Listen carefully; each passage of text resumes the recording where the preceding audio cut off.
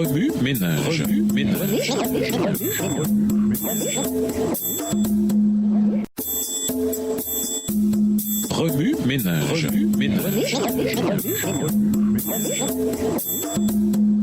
Bienvenue dans votre émission Remue ménage. Nous voilà à la leçon 9, le Saint-Esprit et l'Église. Efforcez-vous de maintenir l'unité que donne l'Esprit Saint par la paix qui vous lie les uns aux autres. Il y a un seul corps et un seul Saint-Esprit, de même qu'il y a une seule espérance à laquelle Dieu vous a appelé. Il y a un seul Seigneur, une seule foi, un seul baptême. Éphésiens 4, versets 3 à 5. Les membres de l'Église chrétienne doivent travailler de concert en tant que corps du Christ uni. Le Saint-Esprit est-il votre guide? Lisons Jean 16, le verset 13. Jean 16, verset 13. Quand le Consolateur sera venu, l'Esprit de vérité, il vous conduira dans toute la vérité, car il ne parlera pas de lui-même, mais il dira tout ce qu'il aura entendu et il vous annoncera les choses à venir. Pour les malvoyants, un chien guide, intelligent et bien entraîné, est un trésor de grand prix. Pourquoi? Parce que ce guide fiable évite les obstacles, ouvre le chemin, traverse les rues passantes en toute sûreté et conduit son maître à sa destination. Il est les yeux du malvoyant. Pour l'enfant de Dieu, le Saint-Esprit, le Paraklétos, la troisième personne de la divinité est notre guide. Lorsque Jésus retourna au ciel, il savait que nous avions besoin d'un guide, de consolateur, d'un avocat et d'un remplaçant en son absence. Il pria donc le Père d'envoyer un autre consolateur qui demeurait toujours avec nous. Son rôle, aider, corriger, glorifier et intercéder. Il nous encouragea par ses paroles. Il vous conduira dans toute la vérité. Jean 16, verset 13. Je me souviens d'un épisode où je n'ai pas accepté d'être guidé par l'Esprit. Ce jour-là, je me rendais en voiture à un dîner de remise de diplôme. Or, à une intersection, j'ai entendu clairement une voix m'indiquant la route que je devais prendre. « Va tout droit !» Et j'ai répondu à voix haute. En ce beau sabbat après-midi, je préfère prendre la magnifique route Winchester longée d'arbres. J'ai donc emprunté cette route qui me paraissait le meilleur choix. À l'intersection suivante, j'ai entendu de nouveau la voix qui, cette fois, m'a dit « Tourne à droite ». Mais je me suis entêtée à tourner sur la route Winchester. Eh bien, en l'espace de 10 minutes, mon itinéraire a été interrompu par un policier qui m'a fait signe de bifurquer sur un sentier caché. Là, j'ai aperçu plusieurs voitures et j'ai compris. Le Saint-Esprit avait pourtant essayé de me prévenir. Mon entêtement m'a coûté une contravention salée pour excès de vitesse. Être rempli du Saint-Esprit pour mener une vie productive entre dans les priorités des chrétiens. Le Saint-Esprit nous convainc de pécher, nous pousse à la repentance, nous donne la puissance de témoigner. Acte 1, verset 8. Nous fait comprendre la parole de Dieu, traduit nos prières dans la langue du ciel et nous donne un cœur qui chante, un cœur reconnaissant et un esprit soumis. Éphésiens 5, versets 18 à 21. Ainsi, nos semblables verront que nous sommes des chrétiens remplis de l'esprit et animés d'une spiritualité authentique. Pour que cela se réalise, nous devons nous examiner nous-mêmes. 1 Corinthiens 11, verset 28. Confesser nos péchés. 1 Jean 1, verset 9, et nous rendre entièrement disponibles pour faire sa volonté. Votre connaissance du Saint-Esprit et votre obéissance à ses directives constitueront votre guide. Remue ménage, que savez-vous d'un chien guide et de malvoyants? Le Saint-Esprit est-il disponible pour tout le monde? Comment puis-je être rempli du Saint-Esprit? Au revoir. Et à demain si Dieu veut. Remue ménage. Remue ménage.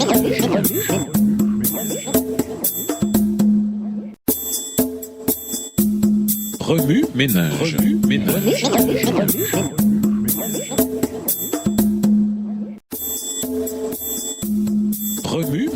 Remue ménage.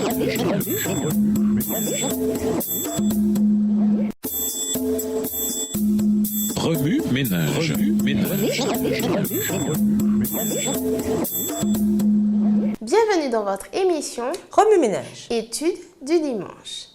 Le qui et le comment de l'esprit. Le réveil spirituel et le Saint-Esprit. Lisons Luc 11, verset 13. Luc 11, le verset 13. Si donc, méchants comme vous l'êtes, vous savez donner de bonnes choses à vos enfants, à combien plus forte raison le Père Céleste donnera-t-il le Saint-Esprit à ceux qui le lui demandent? En lisant les Saintes Écritures, on ne peut s'empêcher de réfléchir aux preuves puissantes de l'action du Saint-Esprit dans la vie des disciples du Christ.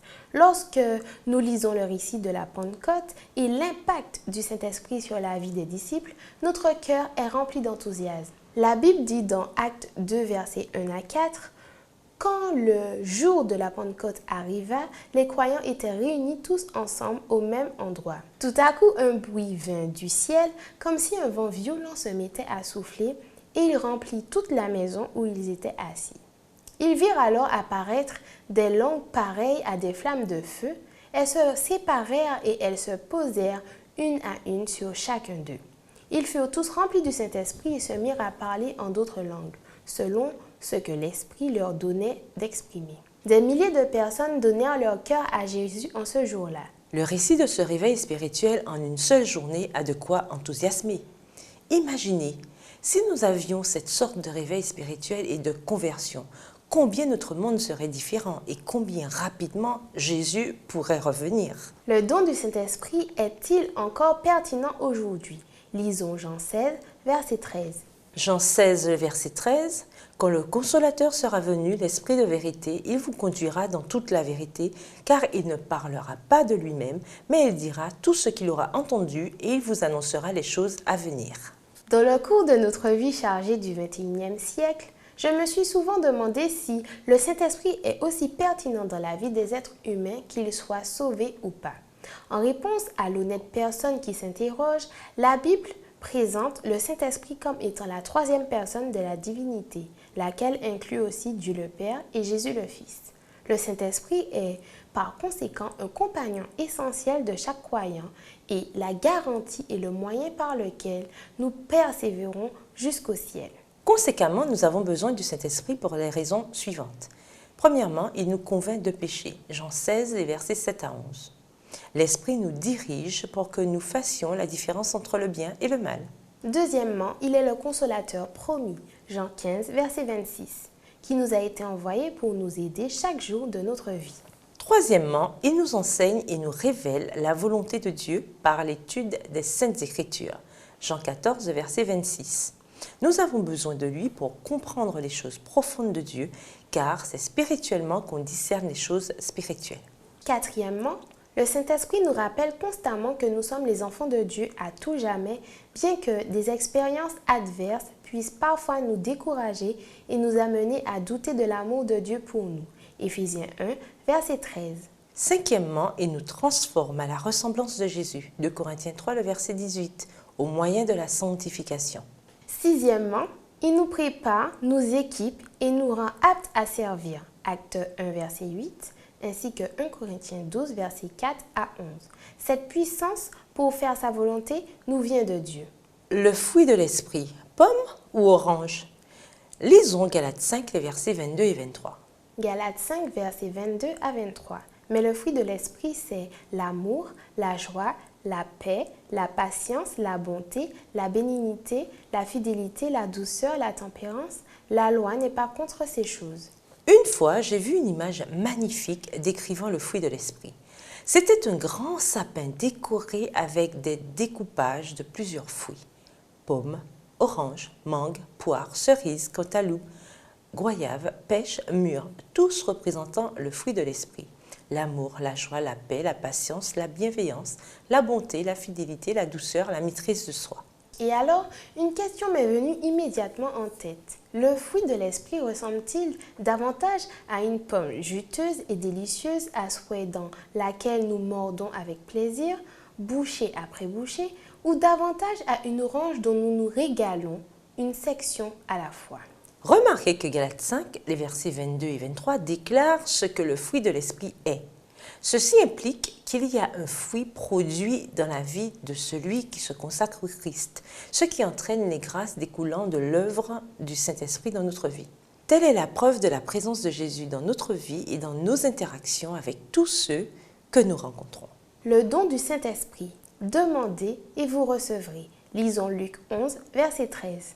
Luc 11, verset 13. Si donc, méchants comme vous l'êtes, vous savez donner de bonnes choses à vos enfants, à combien plus forte raison le Père Céleste donnera-t-il le Saint-Esprit à ceux qui le lui demandent? En tant que père de 2 fils, Je suis toujours intriguée par les nombreuses requêtes de mes enfants. Parfois, elles sont raisonnables et légitimes, mais quelquefois, ma sagesse parentale m'amène à dire non. La réponse, quelle qu'elle soit, se base souvent sur plusieurs facteurs, dont le besoin, la raison de ce besoin et le coût. Je n'accorderai jamais à mes fils des choses qui, je le sais, vont leur faire du mal. La Bible indique que notre Père Céleste est encore plus désireux d'accorder le Saint-Esprit à quiconque le demande que nous ne sommes désireux de donner à nos enfants des cadeaux qui les rendent heureux. En d'autres termes, l'Esprit est son don. Après l'avoir demandé, nous n'avons qu'à le recevoir et à le laisser nous conduire et nous diriger jour après jour. Remue-ménage. Jusqu'à quel point est-il important d'être d'un même accord pour recevoir le Saint-Esprit? Vous est-il possible de déterminer si un individu a le don du Saint-Esprit par ses bonnes œuvres? Suffit-il de demander le Saint-Esprit à Dieu pour le recevoir? Devons-nous faire autre chose pour qu'il nous l'accorde? Au revoir. Et à demain si Dieu veut. Remue-ménage. Remue-ménage.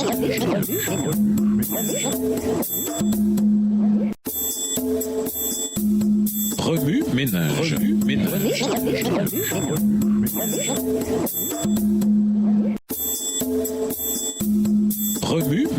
Remue-ménage.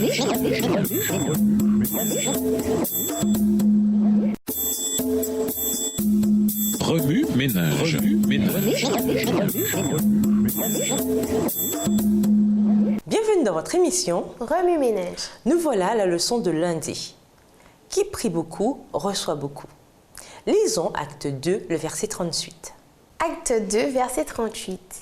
Pierre leur dit, « Repentez-vous et que chacun de vous soit baptisé au nom de Jésus-Christ pour le pardon de vos péchés et vous recevrez le don du Saint-Esprit. » Les disciples priaient avec une intense ferveur afin de pouvoir affronter les pécheurs et prononcer des paroles qui les amèneraient à la repentance. 50 jours après la Pâque, les disciples réunis dans la chambre haute cherchèrent ardemment le Saint-Esprit. Pendant ces jours de préparation, les disciples sondèrent leur cœur. Ils sentaient leurs besoins spirituels et suppliaient le Seigneur de leur accorder l'onction sainte qui les rendrait propres à sauver les âmes. D'un même accord, ils reçurent ce qui leur avait été promis. Vous recevrez une force, vous serez alors mes témoins. Acte 1, le verset 8. Changez de comportement et que chacun de vous se fasse baptiser au nom de Jésus-Christ pour que vos péchés vous soient pardonnés. Vous recevrez alors le don de Dieu, le Saint-Esprit. Acte 2, verset 38. Telles furent les paroles de Pierre en tant que porte-parole des disciples. Ceux qui cherchaient Dieu obéirent. Quelle démonstration de la puissance de la prière pour obtenir le Saint-Esprit. À partir de ce moment-là, le langage des disciples devint pur, simple et précis, qu'ils s'exprimassent dans leur langue maternelle ou dans une langue étrangère. Dieu est un Dieu de promesses et il accomplit ses promesses à ceux qui, le cœur pénitent, lui obéissent à l'instar des disciples. Éphésiens 3, le verset 16 déclare « Je lui demande que, selon la richesse de sa gloire, il fortifie votre être intérieur par la puissance de son esprit, et ceci fut accompli le jour de la Pentecôte. » Cet acte des apôtres fit briller la puissance du Saint-Esprit pour chaque génération. Ne devons-nous pas chercher cette puissance que seule la prière pour obtenir le Saint-Esprit peut produire pour sauver les âmes? Dieu a promis. Il tient toujours ses promesses. Si à l'instar des disciples, nous demandons honnêtement et avec ferveur le Saint-Esprit, nous ferons nous aussi l'expérience d'une Pentecôte. La prière persévérante pour obtenir le Saint-Esprit est d'une grande efficace. Nous sommes alors prêts pour l'effusion du Saint-Esprit. Remue-ménage. La prière pour obtenir la puissance du Saint-Esprit fait toute la différence. De quelle façon allez-vous vous y mettre? Quelle œuvre pour Dieu choisiriez-vous, mettant à l'œuvre la prière pour obtenir le Saint-Esprit? Au revoir. Et à demain si tu veux. Remue-ménage. Remue-ménage.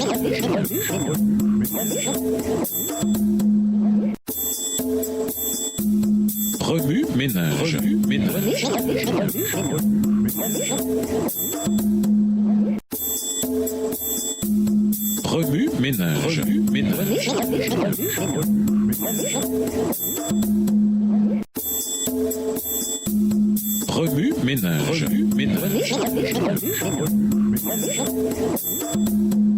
Bienvenue dans votre émission Remue-ménage. Nous voici à l'étude du mardi. Où aller? À qui demander? Lisons Matthieu 7, verset 7. Matthieu 7, le verset 7, « Demandez et l'on vous donnera, cherchez et vous trouverez, frappez et l'on vous ouvrira. » Vous souvenez-vous combien il était important pour vous, quand vous étiez plus jeune, de demander à vos parents, à votre instructeur ou à un ami si telle ou telle chose était bonne ou mauvaise? Mais en même temps, vous vous demandiez s'ils étaient trop occupés pour entendre votre requête ou s'ils diraient non avant même que vous n'ayez terminé de la formuler. Et ne sachant que faire, vous vous disiez avec appréhension, devrais-je ou ne devrais-je pas? Quand de tels sentiments surgissent, le Saint-Esprit nous guide vers notre Père, celui qui ne sommeille ni ne dort. Moi, je vous dis, demandez et vous recevrez, cherchez et vous trouverez, frappez et l'on vous ouvrira. Car quiconque demande reçoit, qui cherche trouve et l'on ouvrira la porte à qui frappe. Luc 11, les versets 9 et 10. Il n'y a rien que vous puissiez demander qui ne sera entendu. La demande vient sous forme de prière, la seule méthode sur laquelle nous puissions nous appuyer pour obtenir du soutien ou de l'aide. C'est pourquoi je vous dis, quand vous priez pour demander quelque chose, croyez que vous l'avez reçu et cela vous sera donné. Matthieu 11, verset 24. Cela se produit par votre confiance, votre foi et votre croyance. Laissez le Seigneur faire, sachant que rien de ce que vous demandez n'est trop difficile pour lui. Nous pouvons regarder à Dieu avec assurance, car il nous écoute si nous demandons quelque chose de conforme à sa volonté. Sachant donc qu'il écoute nos prières, nous avons aussi la certitude d'obtenir ce que nous lui avons demandé. 1 Jean 5, les versets 14 et 15. Peu importe ce que vous demandez à un parent, à un instructeur ou à un ami, ils ne peuvent vous promettre ou vous donner ce que votre Père Céleste, lui, peut, l'éternité. Remue-ménage. À quand la dernière fois vous avez parlé à Dieu par la prière comme vous parlez à vos amis? De quelle façon le Saint-Esprit vous conduit-il? Quelle est la prière exaucée la plus récente? Au revoir. Et à demain si Dieu veut. Remue ménage. Remue ménage.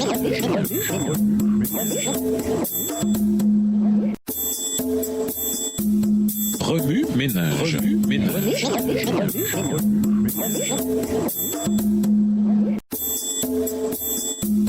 Remue ménage. Remue ménage.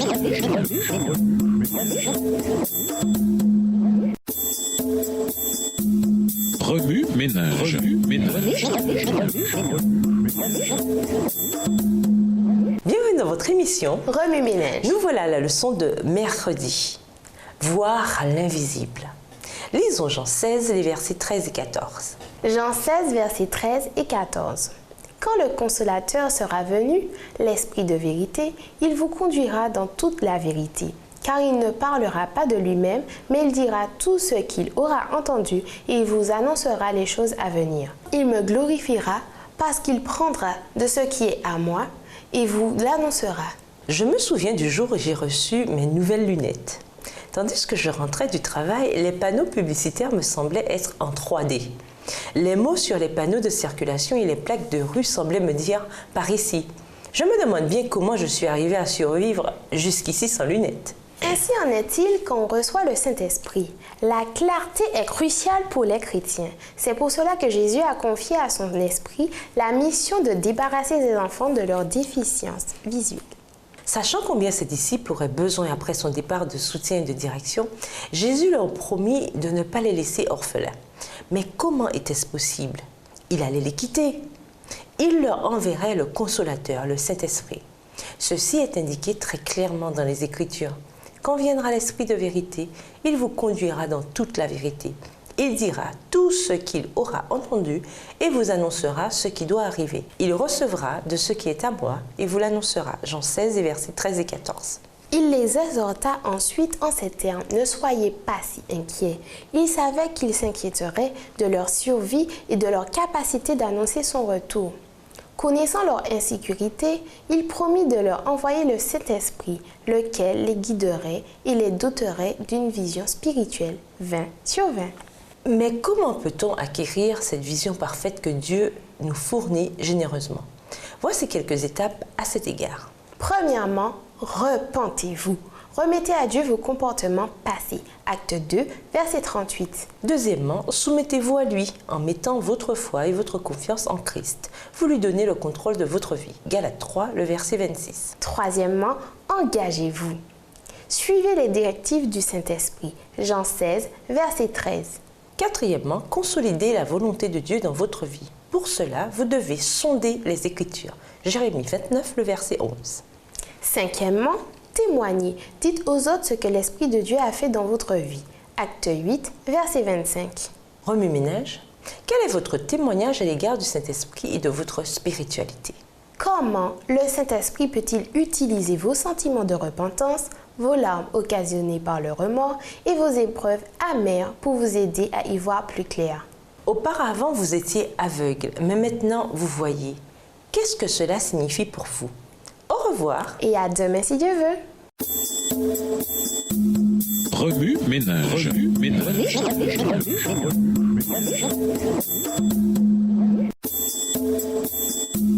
Remue-ménage.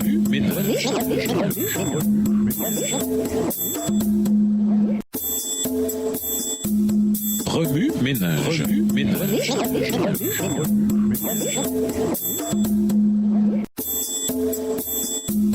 Remue-ménage. Remue-ménage. Bienvenue dans votre émission. Remue-ménage. Nous voilà à la leçon de jeudi. Marché conclu. Lisons 1 Jean 4, les versets 14 et 15. 1 Jean 4, versets 14 et 15.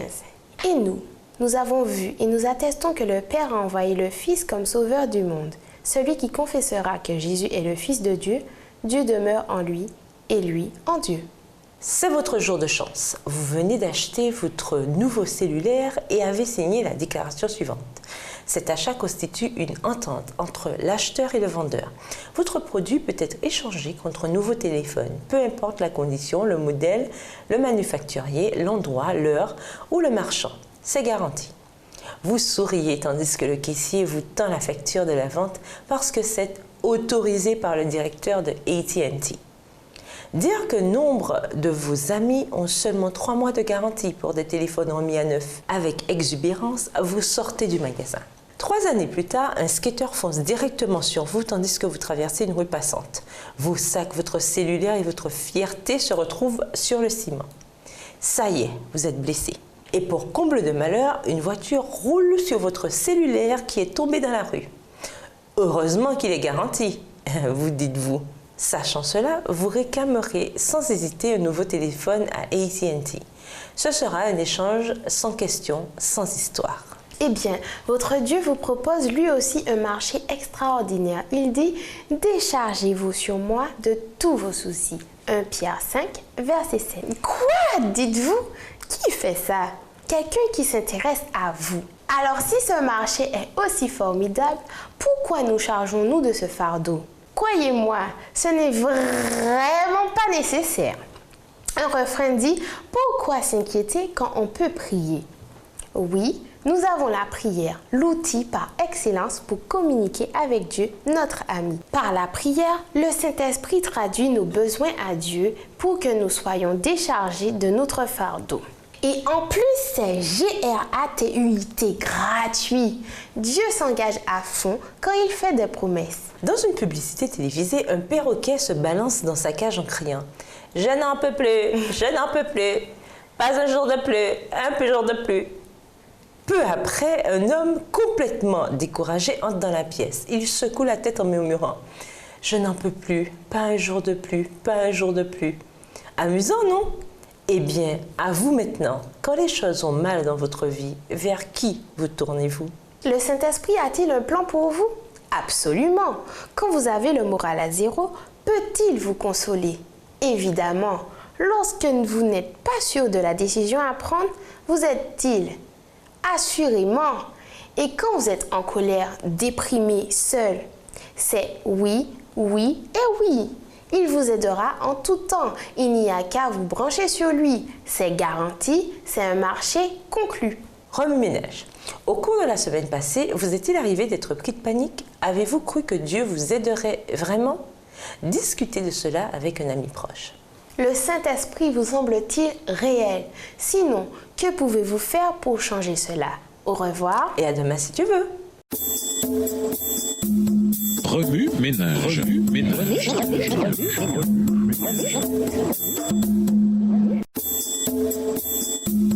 Remue ménage. Remue ménage.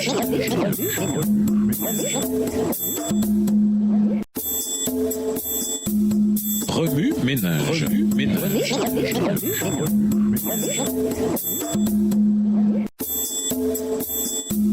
Remue ménage. Remue ménage. Bienvenue dans votre émission Remue ménage. Étude du vendredi. Consolation, confiance et puissance. Lisons Acte 2, versets 1 à 4. Acte 2, les versets 1 à 4. Le jour de la Pentecôte, ils étaient tous ensemble dans le même lieu. Tout à coup, il vint du ciel un bruit comme celui d'un vent impétueux, et il remplit toute la maison où ils étaient assis. Des langues semblables à des langues de feu leur apparurent, séparées les unes des autres, et se posèrent sur chacun d'eux. Et ils furent tous remplis du Saint-Esprit et se mirent à parler en d'autres langues, selon que l'Esprit leur donnait de s'exprimer. Pour conclure, parce que Jésus nous a fait don de son esprit en nous, nous pouvons avoir une confiance totale en notre salut. Vous arrive-t-il de vous sentir spirituellement débranché, comme si vous boitiez? Vous sentez-vous englouti par les voix oppressantes du monde? Vous demandez-vous si vous y arriverez jamais? La grande et merveilleuse nouvelle, c'est que vous n'avez pas à vivre avec ce type d'insécurité. En vérité, sans le Saint-Esprit, nous sommes terriblement handicapés. Nous sommes frappés de plein fouet par notre nature faible, coupable et aveuglée par les ténèbres de ce monde. Jésus savait que son acte rédempteur serait transmis à chacun de nous. Il est clair que nous avons besoin de Dieu avec nous en tout temps, et qu'il nous a fait don de son esprit. Le Saint-Esprit est Dieu, il se consacre à nous, insuffle sa vie divine dans notre existence imparfaite et nous remplit de puissance pour que nous puissions jouir d'une vie abondante et éternelle. Qu'offre aux idées. Imaginez quel type de vie spirituelle vous auriez sans le Saint-Esprit. Se résumerait-elle à rien?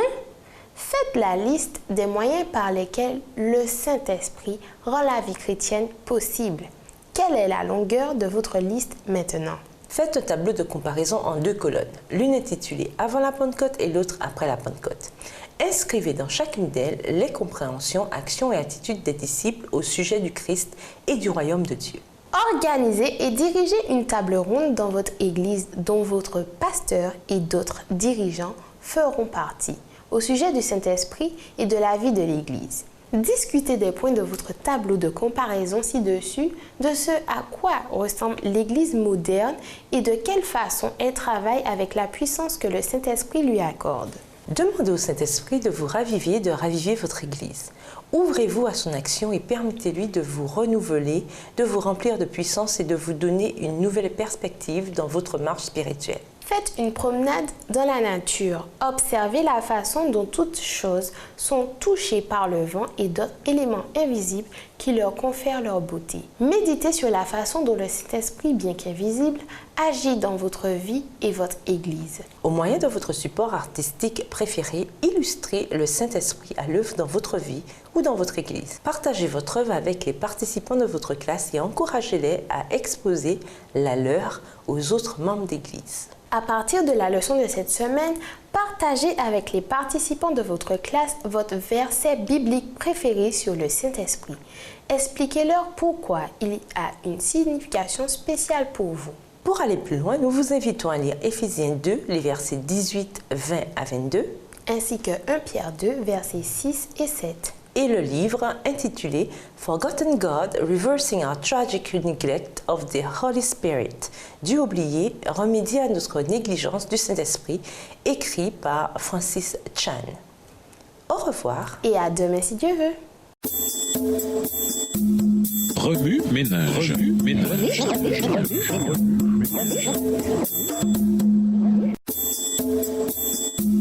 Remue ménage. Remue ménage.